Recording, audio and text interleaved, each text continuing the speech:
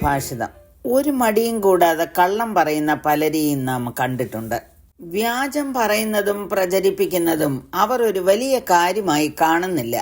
ഇതൊരു ചെറിയ കള്ളമല്ലേ, ഇതിൽ ഇത്ര വലിയ കാര്യം എന്തിരിക്കുന്നു എന്നായിരിക്കും അവരുടെ നിലപാട്.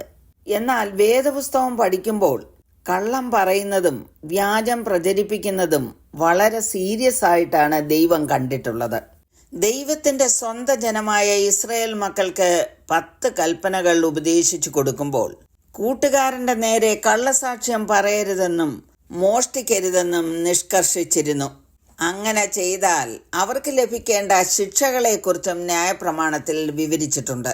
അപ്പോസ്തല പ്രവൃത്തികൾ 5-ാം അധ്യായം ആരംഭിക്കുന്നത് അനന്യാസും സഫീറയും ഒരു നിലം വിറ്റ കാര്യങ്ങൾ പറഞ്ഞുകൊണ്ടാണ്. പെന്തക്കോസ്ത് നാളിൽ സഭ രൂപീകരിക്കപ്പെട്ടു. അപ്പോസ്തലന്മാർ മഹാശക്തിയോട് കർത്താവായ യേശുവിന്റെ പുനരുത്ഥാനത്തെക്കുറിച്ച് ദൈവത്തിന്റെ വചനം ധൈര്യത്തോടെ പ്രസ്താവിച്ചും പോന്നു.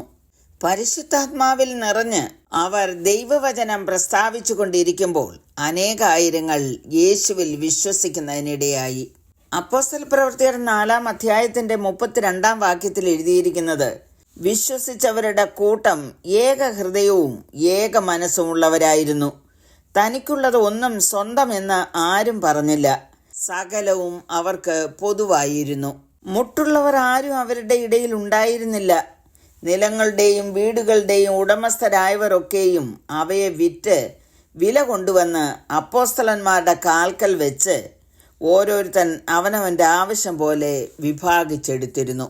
ഇത് കണ്ട അനന്യാസ് എന്ന പേരുള്ള ഒരു പുരുഷൻ തന്റെ ഭാര്യയായ സഫീറയോടുകൂടെ ഒരു നിലം വിറ്റു. ഭാര്യയുടെ അറിവോടെ വിലയിൽ കുറെ എടുത്ത് ഒരംശം കൊണ്ടുവന്ന് അപ്പോസ്തലന്മാരുടെ കാൽക്കൽ വെച്ചു. നിലം വിറ്റതിൽ തനിക്ക് ലഭിച്ച മുഴുവൻ പണവുമായിട്ടാണ് അപ്പോസ്തലന്മാരെ സമീപിച്ചത് എന്നുള്ള നിലപാടിലാണ് വന്നിരിക്കുന്നത്. അത് വിൽക്കുന്നതിന് മുമ്പും വിറ്റതിന് ശേഷവും അവരുടേതായിരുന്നു.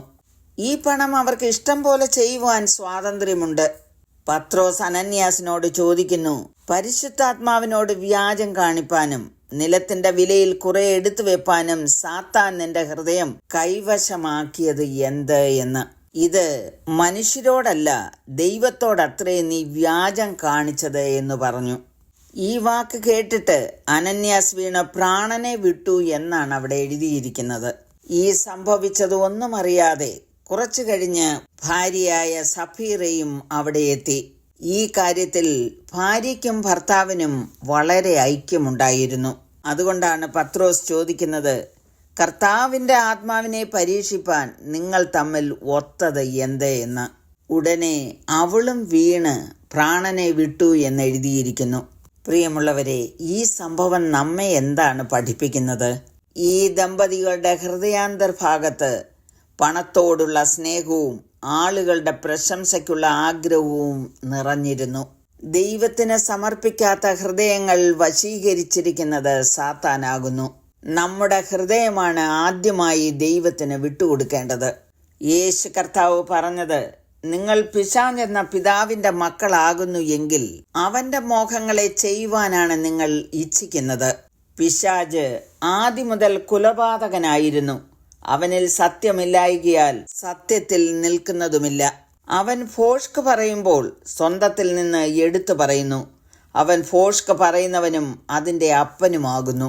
പ്രിയമുള്ളവരെ, കള്ളം, ഭോഷ്ക്, വ്യാജം ഇങ്ങനെ വിവിധ പേരുകളിൽ അറിയപ്പെടുന്ന ഈ പാപം ചെയ്യുന്നവർ പിശാചിന്റെ മക്കളാകുന്നു എന്ന് 1 യോഹന്നാൻ 3:8 പറഞ്ഞിരിക്കുന്നു. പാപം ചെയ്യുന്നവൻ പിശാചിന്റെ മകനാകുന്നു. പിശാച് ആദ്യം മുതൽ പാപം ചെയ്യുന്നുവല്ലോ. പിശാചിന്റെ പ്രവൃത്തികളെ അഴിപ്പാൻ തന്നെ ദൈവപുത്രൻ പ്രത്യക്ഷനായി.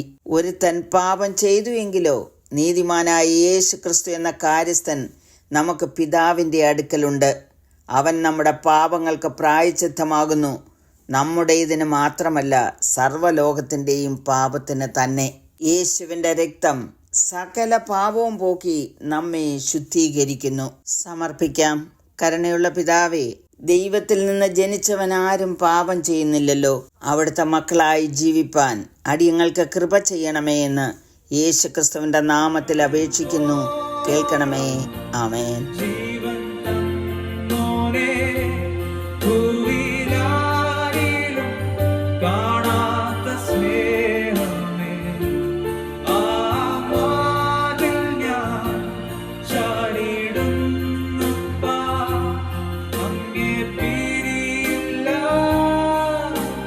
Yeah.